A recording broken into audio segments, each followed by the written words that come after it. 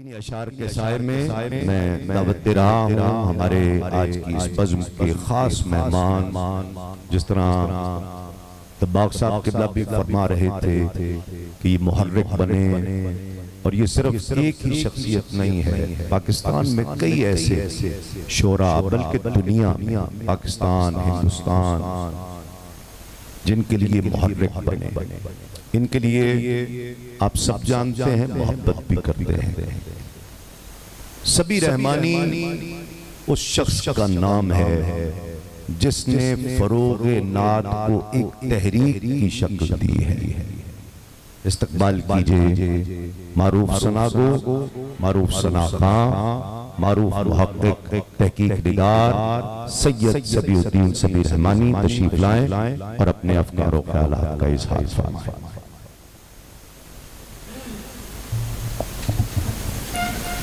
اعوذ باللہ من الشیطان الرجیم، بسم اللہ الرحمن الرحیم۔ الصلاة والسلام علیکہ یا رسول اللہ وعلی آلک و اصحابک یا حبیب اللہ۔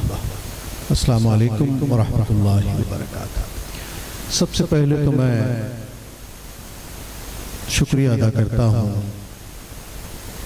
چودھری برادران کا، ان کے تمام اہل خانہ کا، جنہوں نے آج ایک عاشق صادق، معتبر نعت گو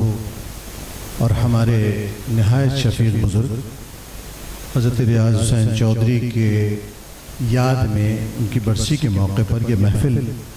منعقد کی اور ہمیں بھی اس سعادت کے سفر میں اپنے ساتھ شریک کیا۔ اللہ رب العزت ان کی اس کوشش کو، کاوش کو اپنی بارگاہ میں قبول و منظور فرمائے۔ کسی بہت قریب شخصیت کے لیے کچھ کہنے میں بہت سارے خدشات، بہت ساری فکریں دامنگیر ہو جاتی ہیں، اس لیے کہ جنہیں ہم بہت قریب سے جانتے ہیں ان کی بہت نازک باتوں سے بھی بعض اوقات پردے ہمارے سامنے اٹھ جاتے ہیں،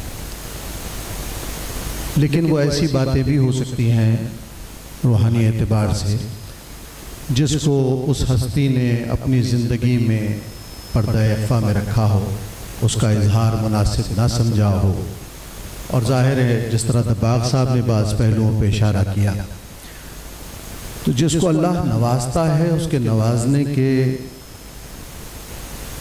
مظاہر کسی نہ کسی طرح اس شخصیت سے ظاہر ہوتے ہیں،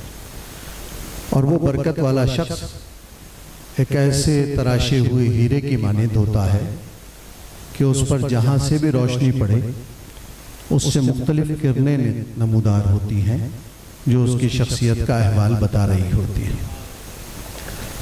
لیکن میں اپنی گفتگو کو بہت محدود کر رہا ہوں، اس لیے کہ میرے بعد ہم سب کا فخر، اردو نعت کا فخر،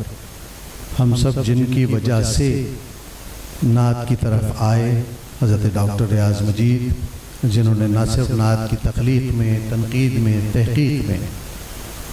بہت معتبر کام کیا، اور یہ پہلے پی ایچ ڈی ہیں پاکستان میں نعت پر۔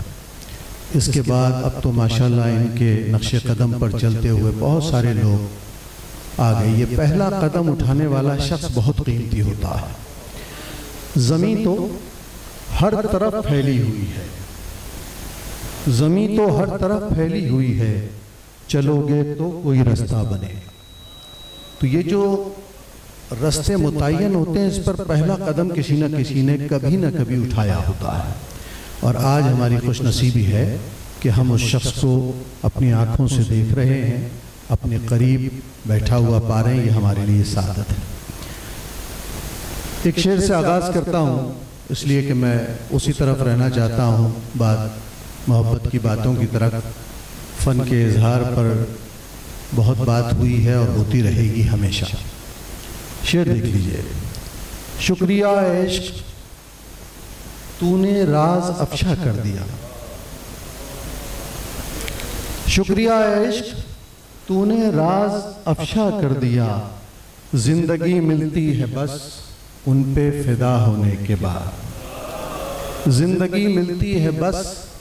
ان پہ فدا ہونے کے بعد۔ ابتدا میں ہمارے ایک دوست نے کہا، ریاض حسین چودھری صاحب دنیا سے چلے گئے. ظاہر جانا ہے، سب کو جانا ہے، کون کب جائے گا، کیسے جائے گا، سب متعین ہے. لیکن ہم تخلیق کار کو اس کے تخلیق کے آئینے میں یاد رکھتے ہیں، اس کے حوالے کو اپنے ذہن میں محفوظ رکھتے ہیں. اور اگر وہ تخلیق کار حضور علیہ السلام کی بارگاہ ناز میں بیٹھا ہوا، دہلیز سے لپٹا ہوا کوئی شخص ہو تو وہ تو کبھی نہیں مرتا، کیونکہ جب تک یہ دہلیز سلامت ہے، اور یہ دہلیز ہمیشہ سلامت ہے، جب تک وہ بارگاہ ناز سے لپٹا ہوا شخص بھی موجود رہے گا اور اپنی عشق کے اظہار کی صورتیں پیش کرتا رہے گا. میں ریاض حسین چودھری صاحب سے قریب تھا، یہ کوئی کہنے کی بات نہیں، لیکن ہم کو کس چیز نے قریب کیا یہ اہم بات ہے. جب میں نعت گوئی کی طرف آیا تو میرے سامنے شعری منظرنامے پر ہزارہا شعراء تھے، اور ظاہر ہے میرا ذوق تھا، میں پڑھتا تھا ہر شاعر کو. لیکن میں نے غور کیا کہ پاکستان میں کتنے صاحب اسلوب شاعر ہیں جن کا اسلوب انہیں دوسرے شاعر سے مختلف کرتا. تو شاید اس زمانے میں نے 8-10 لوگوں کی فہرست پاکستان میں بنائی تھی کہ ان کا کوئی شعر ہزاروں شعروں میں ملا کر رکھ دو، تب بھی وہ شعر خود پکارتا ہے کہ میرا تخلیق کار فلاں ہے. یہ صاحب اسلوب ہونا آسان کام نہیں ہے. وہ اپنی لفظیات کا ایک نظام وضع کرتا ہے جو اس کے جذبات کی ترسیل کو آسان کرتا ہے، سہل کرتا ہے، اور اس پہ ایک شناختی ٹیگ لگا دیتا ہے کہ یہ برانڈ ہے اس آدمی کا. تو اللہ نے فنی اعتبار سے ان کو اتنا نوازا تھا کہ ان کا اسلوب ان کا تعارف بن گیا تھا، اور یہ بہت کم لوگوں کو یہ اعزاز حاصل ہوتا ہے. لیکن نعت گو شعراء کے لیے کسی معیار تک پہنچنے کے دو ہی ذریعے ہیں. ایک ہے فنی اعتبار سے پختہ ہونا، فن کی دنیا میں اس کا اعتراف ہونا، ان کا اسلوب جداگانہ ہو جائے، ان کے ہاں خیال افروزی ایسی ہو جو دوسرے کے ہاں نہ ملتی ہو، ان کے ہاں لطافت شعری اپنی تمام تر جمالیات کے ساتھ اظہار کرتی ہو، تو ہم سمجھتے ہیں کہ یہ شاعر بہت کامیاب ہے. لیکن میں نے دیکھا ہے کہ یہ تمام اوصاف ہونے کے بعد بھی بعض شعراء کا کلام صرف کاغذ پر روشن ہو سکا ہے، اور کچھ لوگ ایسے ہوتے ہیں جن کے اشعار میں ہو سکتا ہے یہ محاسن ذرا کمزور ہوں، معدوم ہوں، کم ظاہر ہوتے ہوں، لیکن وہ اپنا ہدیہ عقیدت حضور علیہ السلام کی بارگاہ میں کچھ اس طرح پیش کرتے ہیں کہ اپنے جذبات صادق کو اظہار میں لاتے ہوئے لفظوں میں اشکوں کے پوتی پرو لیتے ہیں. اس میں ان کی سسکیاں، ان کی آہیں، ان کے رت جگہ کا کیف، ان کا گداز، یہ سب گند کر سامنے آتا ہے. اور ایسے ہم نے بہت سارے شعراء دیکھے ہیں جن کا علمی قد کاٹ بہت زیادہ بڑا نہیں تھا، لیکن ان کے اشعار سنیں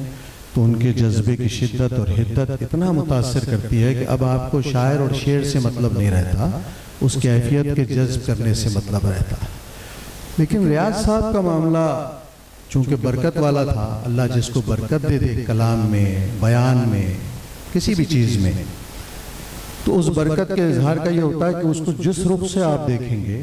وہ اسی طرح کا معاملہ پیش کرے گا. ریاض صاحب کے یہاں زبان و بیان پر قدرت، خیال افروزی، خیال کو پیش کرنے کا حسن،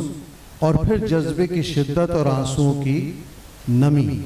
یہ سب چیزیں یکجا ہو کر اس طرح سامنے آئی ہیں کہ اردو نعت میں جب بھی